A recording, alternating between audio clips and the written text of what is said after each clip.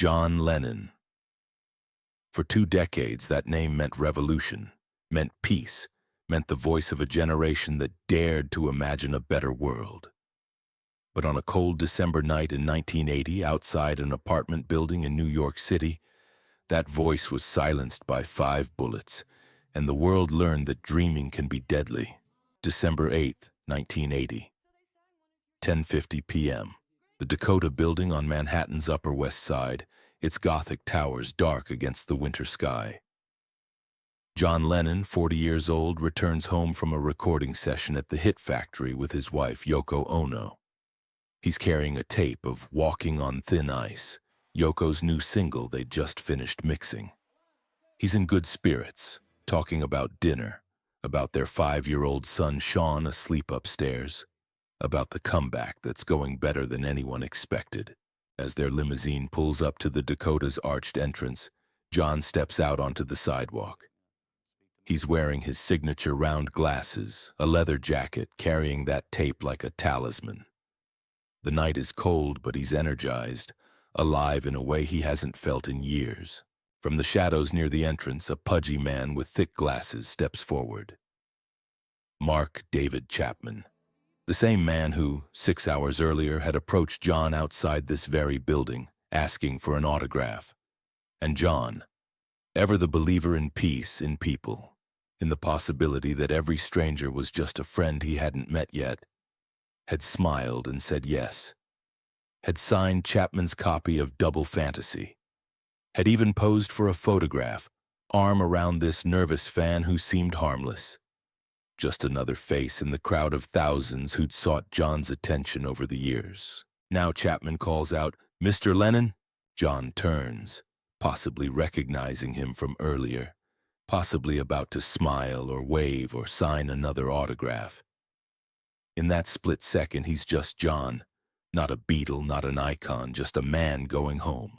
Chapman drops into a combat stance, raises a .38 revolver, fires 5 times. The bullets tear through John's back, his left shoulder, his chest. The sound echoes off the Dakota's stone walls. 5 shots that shatter the night, shatter history, shatter the dream that peace was possible. John staggers forward, somehow finding the strength to climb the steps into the building's lobby. Blood spreads across his chest, pooling on the floor where Roman Polanski had filmed scenes from Rosemary's Baby, where the occult and the tragic have always lived. "I'm shot," John manages to say to the doorman. "Or maybe help me." The accounts vary, trauma scrambling memory into fragments. Yoko is screaming. Someone calls 911. Police officers James Moran and Bill Palma arrive within minutes, 2 cops whose names should be remembered because they make the choice not to wait for an ambulance. They put John in the back of their patrol car and race toward Roosevelt Hospital. Moran trying to keep John conscious, talking to him, begging him to hold on. But the bullets have done their work. John Lennon, who sang to millions, who changed music forever, who dared to imagine a world without war or hunger or hatred, is dying in the back of a police car, his blood soaking into the vinyl seats, his breath coming in gasps, his life draining away with every heartbeat. At Roosevelt Hospital, Dr. Stephen Lynn and his trauma team work frantically. They open John's chest, try to massage his heart back to life. But 7 major blood vessels have been severed. The damage is catastrophic. At 11:15 p.m., they pronounce him dead. Howard Cosell breaks the news during Monday Night Football, his voice thick with emotion. An unspeakable tragedy confirmed to us by ABC News in New York City. John Lennon, outside of his apartment building on the west side of New York City, the most famous perhaps of all the Beatles, shot twice in the back, rushed to Roosevelt Hospital, dead on arrival. The world stops. Just stops. Because this wasn't supposed to happen. Not to John Lennon. Not to the man who'd sung about peace, who'd told us to give it a chance, who'd asked us to imagine a world where this kind of violence didn't exist. Within minutes, crowds begin gathering outside the Dakota. Candles appear like fireflies in the dark. People sing. Imagine, of course, but also, give peace a chance, and all you need is love. and all the songs that had been the soundtrack to their lives, their loves, their dreams. They're crying for John, but they're also crying for themselves, for the death of something larger than one man. In Liverpool, where John was born, church bells toll through the night. In Tokyo, fans gather in silence outside record stores.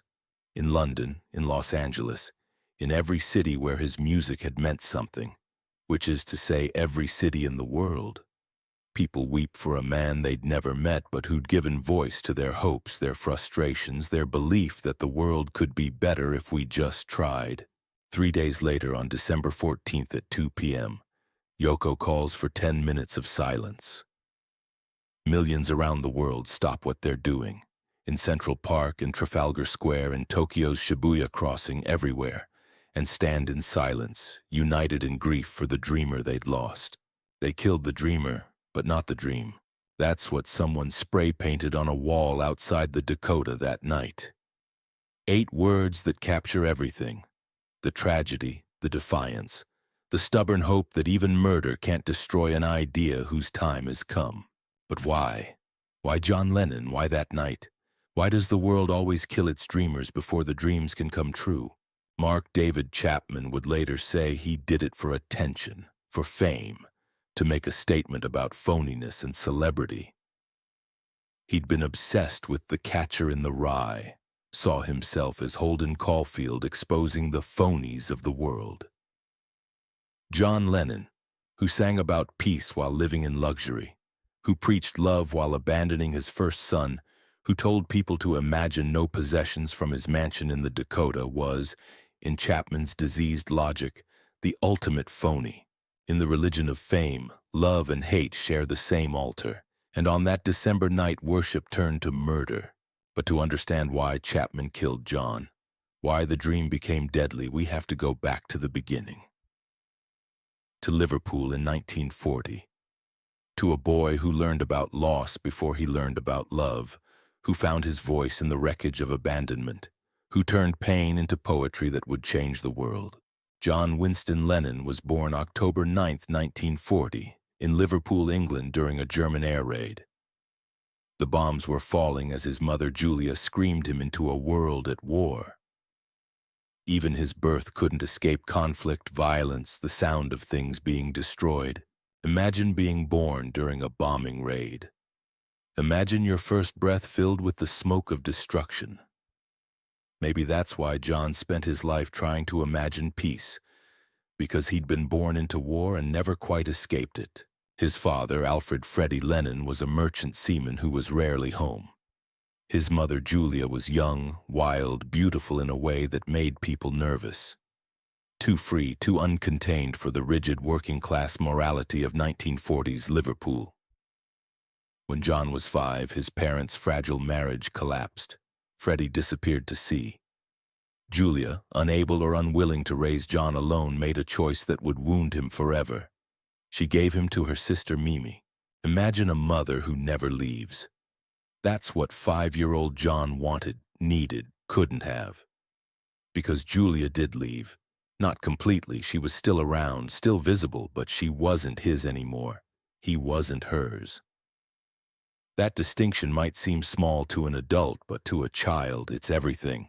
Mimi Smith raised John in her respectable middle-class home. She was strict, proper, conventional, everything Julia wasn't. She made sure John went to grammar school, tried to instill discipline, attempted to build walls around his wildness. But John was Julia's son, chaotic and artistic and fundamentally unable to fit into boxes. He'd visit Julia when he could, drawn to her music, her laughter, her refusal to live by anyone's rules. She taught him banjo chords, introduced him to Elvis and Chuck Berry and Little Richard, music that sounded like rebellion, like freedom, like everything Mimi's house wasn't. With Julia, John could breathe. With Mimi, he had to perform respectability. The split created a wound that never healed. The belief that love was conditional, that the people who were supposed to stay could vanish, that you couldn't trust anyone to actually be there when the bombs started falling. At Quarrybank High School, John was bright but dangerous. a troublemaker with a vicious wit that could cut to the bone. He'd draw obscene cartoons, make cruel jokes that made other kids laugh and cry in equal measure. Teachers called him a problem. Other students called him brilliant or terrifying, depending on whether they were in on the joke or the butt of it.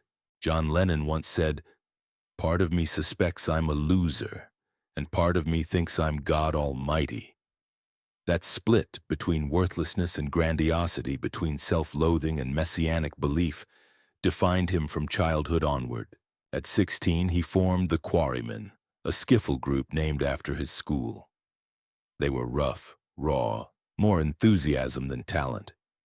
But John had something, a voice that could sneer and plead in the same breath, a presence that commanded attention even when the music was sloppy. Then on July 15, 1958, everything changed. Julia was hit by a car driven by an off-duty police officer, killed instantly. John's mother, the one who'd given him away but never quite left, who'd shown him that wildness was possible, who represented everything Mimi's propriety wasn't, was gone. The grief nearly destroyed him. For years, John couldn't talk about Julia without breaking. Decades later, he'd write "Mother," screaming "Mama, don't go, Daddy, come home," with such raw anguish that listening feels like witnessing something too private for public consumption. And Julia, whispering, "Half of what I say is meaningless, but I say it just to reach you." Like a prayer, like maybe if he sang softly enough, she'd hear him wherever she'd gone. Imagine living long enough to see it, to turn that grief into art, to transform the worst thing that ever happened to you into music that helps millions of other people process their own losses. John did that. But first, he had to survive being 17 and motherless in Liverpool. Music became his salvation. The Quarrymen evolved, added Paul McCartney in 1957, then George Harrison. They played wherever they could. Church halls, youth clubs, eventually Hamburg's red light district, where they'd perform 8-hour sets fueled by amphetamines and beer, learning their craft through sheer repetition and desperation. In Hamburg, John met Cynthia Powell, a quiet art school student who fell in love with his brilliance and his brokenness.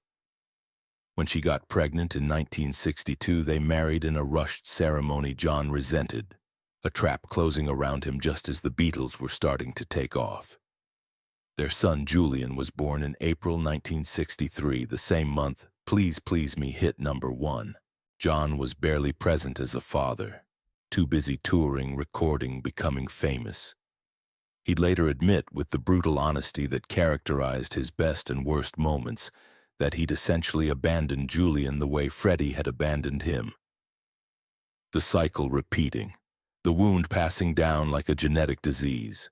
But the Beatles were happening, exploding across the world with a velocity that felt supernatural. The screaming fans, the Ed Sullivan Show where 73 million Americans watched them. I Want to Hold Your Hand, going to #1. 4 lads from Liverpool becoming the biggest thing in popular culture, bigger than Elvis, bigger than anything anyone had seen. Imagine a life where fame doesn't cage you. That's what John wanted during Beatlemania. But fame, that kind of fame where you can't walk down the street, where your every word is analyzed and your every action scrutinized, is a prison built from love and hate in equal measure. In 1966, John made the comment that would haunt him forever. In an interview with journalist Maureen Cleave for the London Evening Standard discussing the decline of Christianity in Britain, he said, "Christianity will go. It will vanish and shrink. I needn't argue about that. I'm right and I will be proved right. We're more popular than Jesus now." In Britain, the comment barely registered. It was obviously social commentary, not blasphemy. But when the interview was reprinted in an American teen magazine months later, religious America exploded. Beatles records were burned in massive bonfires, death threats poured in. The Ku Klux Klan picketed their concerts, threatening violence. Radio stations banned their music. John was forced to apologize at a press conference in Chicago, clearly uncomfortable, trying to explain that he wasn't claiming to be bigger than Jesus. just observing that teenagers cared more about pop stars than prophets. I'm not saying we're better or greater or comparing us with Jesus Christ as a person or God as a thing or whatever it is. I just said what I said and it was wrong or was taken wrong, and now there's all this. But the damage was done. John had learned that words have consequences, that fame makes you a target, that the world doesn't want nuance from its pop stars. It wants simple entertainment, uncomplicated joy. The Jesus comment marked the end of the Beatles' innocence and the beginning of John's radicalization. The Beatles stopped touring in August 1966, exhausted by the screaming crowds that couldn't hear the music anyway. Traumatized by death threats and the impossibility of being what everyone needed them to be. They retreated to the studio where they could make art instead of just performing it. In that studio, they created masterpieces that redefined what popular music could be. Strawberry Fields Forever. A Day in the Life. I Am the Walrus. John's songwriting grew darker, more experimental, more interested in exploring the weird spaces of consciousness than in writing simple love songs. But the Beatles were fracturing. 4 young men who'd been thrust into impossible fame were discovering they wanted different things. Egos clashed. Paul's perfectionism grated on John's impatience. George wanted more songs on albums. Ringo felt underappreciated. And then John met Yoko Ono at a gallery showing in November 1966, and everything changed. Yoko was Japanese, avant-garde, intellectual, everything the Beatles world wasn't ready for. She was an artist in her own right, had been doing conceptual and performance art for years. John was fascinated by her work, by her absolute conviction in her own vision, by her refusal to care what anyone thought. They began an affair. John left Cynthia, left Julian. Chose Yoko with a single-mindedness that shocked everyone. The Beatles hated her. The press vilified her. Fans blamed her for breaking up the band, sent her death threats, called her every racist slur imaginable. But John didn't care, because Yoko saw him, really saw him, not as a Beatle, not as an icon, but as John. Damaged, searching, brilliant, lost John. Yoko didn't break the Beatles. She broke John open. And for the first time, he saw the boy from Liverpool still screaming for his mother, still trying to fill that emptiness with music and fame and anything that might make the pain stop. They became inseparable, doing experimental art together, recording avant-garde albums that confused Beatles fans, staging bed-ins for peace where they'd lie in bed and talk to the press about ending the Vietnam War. They appeared naked on the cover of Two Virgins, a shock that delighted John and horrified everyone else. The Beatles officially broke up in April 1970. Decades of debate would follow about why. Was it Yoko? Was it Paul's controlling nature? Was it Alan Klein's management? Was it simply that they'd outgrown each other? John was clear about his position.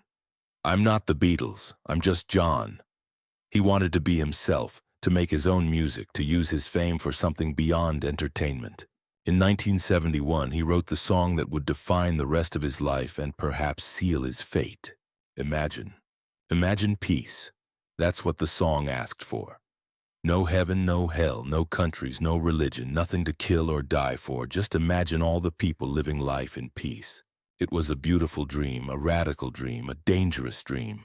The song became an instant anthem, covered by everyone, sung at protests and peace rallies, played at memorials. It's still, decades later, one of the most beloved songs ever written. Simple in its melody, profound in its message, impossible to hear without feeling something shift in your chest. But it also made John a target. The FBI opened a file on him. Surveillance that would last years, phones tapped, mail intercepted, agents following him to concerts and rallies. The Nixon administration saw him as a threat because young people listened to him. Because a rock star telling millions of fans to oppose the Vietnam War was more dangerous than 1,000 professors or protesters. J. Edgar Hoover personally pushed for John's deportation. claiming he was a threat to national security. For 4 years, John fought deportation proceedings, hiring lawyers, appearing at hearings, living under the constant threat of being kicked out of the country he'd chosen as home. John fought back by making more political music. Power to the people. Give peace a chance. Happy Xmas. War is over. He attended rallies, spoke at press conferences, used his fame as a weapon for change. He and Yoko released albums that were half music, half manifestos. But the cost was high. The surveillance wore him down. The constant legal battles drained him. And his relationship with Yoko, intense as it was, became volatile under all that pressure. In 1973, they separated, what John would call his lost weekend, though it lasted 18 months. He moved to Los Angeles, began a relationship with May Pang, Yoko's former assistant. The lost weekend was a blur of alcohol, drugs, and self-destruction. John at his worst, drinking too much, getting into fights, recording albums he'd later barely remember making. He was lost, not just geographically, but existentially. Without Yoko, without the Beatles, without a clear purpose, John spiraled. He'd wake up hungover in strangers' houses, unsure how he'd gotten there. He'd start fights in clubs, provoke people just to feel something. He was the boy from Liverpool again, abandoned and angry, using fame and alcohol to fill the void that nothing could fill. But Yoko pulled him back. In 1975, they reconciled. She got pregnant. On John's 35th birthday, October 9th, 1975, their son Sean was born, and John made a choice that shocked the music world. He retired. He walked away from fame, from recording, from touring. Became a house husband, his word, dedicating himself to raising Sean in a way he'd never raised Julian. He'd bake bread, change diapers, take Sean to the park, live a normal life in the Dakota, insulated from the world by wealth and security and the careful management of his privacy. For 5 years, John Lennon disappeared from public life, and he was happy. Or at least more at peace than he'd ever been. He'd broken the cycle. Sean would have a present father, not an absent ghost. The wound would stop bleeding, or at least slow to a trickle. In interviews years later, Sean would say his father sang to him constantly, made up songs about everything, about breakfast, about dinosaurs, about the love between them that nothing could break. Imagine living long enough to see it, to break the cycle, to be the father you never had, to give your son the love you never received. John got 5 years. 5 years to be just a dad, just a husband, just John. And then, in 1980, he was ready to come back. He and Yoko recorded Double Fantasy, an album about their relationship, about domestic life, about finding peace not through politics but through love. The single, Just Like Starting Over, was released in October. The reviews were good, sales were strong. John did interviews, opened up about his 5 years away. He talked about learning to be a father, about baking bread, about feeling at peace for the first time in his life. He was excited, energized, ready for this new chapter. In one of his last interviews with Playboy, conducted just days before his death, John said something that still echoes. "I'm living on borrowed time without a thought for tomorrow." He meant it as a celebration of living in the moment. But it reads like prophecy now, like some part of him knew. December 8th, 1980, started like any other day. John and Yoko had a photo shoot with Annie Leibovitz for Rolling Stone, the iconic image of naked John curled around Yoko, vulnerable and intimate.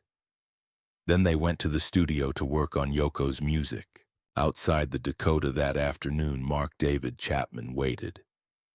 He'd flown in from Hawaii specifically for this, had been planning it for weeks. When John and Yoko emerged to head to the studio, Chapman approached with a copy of Double Fantasy. "Would you sign this?" he asked. John smiled. He always smiled for fans, and signed it. Even posed for a photo with Chapman. Then got in the car and drove away, leaving Chapman standing there with his signed album and his loaded gun. Chapman waited. All day, practicing his stance, rehearsing the moment. When John and Yoko returned that night at 10:50 p.m., he was ready. The rest you know. The 5 shots, the blood, the sprint to the hospital, the doctors trying to restart a heart that had already given everything it had to give.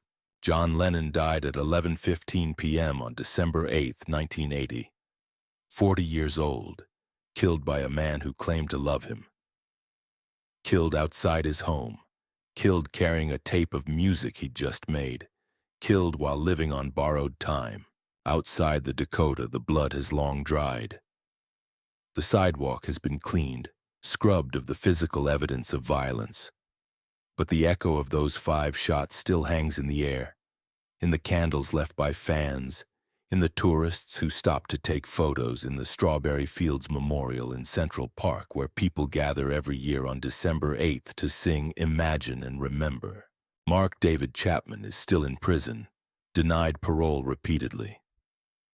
He's given interviews trying to explain why he did it, talking about feeling like a nobody, about wanting to be remembered, about seeing John as a phony who needed to be exposed. But his explanations ring hollow. Because the truth is simpler and more terrible. Fame creates monsters on both sides of the equation. Chapman killed John because he could, because celebrity makes you vulnerable, because the distance between fan and star can curdle into obsession, and obsession can become murder when the person can't have what they want. Connection, recognition, the attention of someone who doesn't know you exist. John's murder exposed the darkness at the heart of our relationship with fame. We build people into gods, then destroy them for being human. We demand they be authentic, then punish them when their authenticity makes us uncomfortable. We claim to love them, then kill them when they won't be who we need them to be. The years since have been filled with speculation. Conspiracy theories about CIA involvement, about government plots to silence a dangerous activist. But the truth is probably simpler. A mentally ill man with a gun, easy access to a famous person, and a culture that makes murder feel like connection. What we lost that night is incalculable. Not just more John Lennon music, though. God, imagine the songs he'd have written in his 40s, 50s, 60s. Not just his wisdom and perspective, though. Imagine what John would have said about 9/11, about Iraq, about Trump, about all the things that have happened since he left us. We lost the possibility he represented, that an artist could evolve, could change their mind, could grow without being destroyed for it. We lost proof that dreamers could survive their dreams. John's legacy is complicated, as it should be. He was never a saint. He admitted to hitting women, to abandoning Julian, to being cruel and petty. But he was also capable of profound growth, of acknowledging his mistakes, of trying to be better. His music endures. Beatles songs still soundtrack our lives. Imagine is still sung at every major memorial, every moment of collective grief. His solo work, Instant Karma, Jealous Guy, Working Class Hero, still resonates with anyone who's ever felt like an outsider fighting for something better. But more than the music, John left us a question. What happens when dreamers get too real? When artists refuse to just entertain and insist on challenging us? When fame becomes a platform for truth instead of performance? He began his career shouting over screaming fans. He ended it whispering about peace. The world heard the noise, but not the silence in between. So here's what we should be asking ourselves tonight. How many artists are we silencing right now, not with bullets, but with expectations? How many dreamers are we crushing under the weight of fame? How many people are we building up just to have the pleasure of watching them fall? Can we imagine a world where dreamers don't get killed? Where artists can be messy and human and still be loved? Where peace isn't just a beautiful lyric, but something we actually try to build?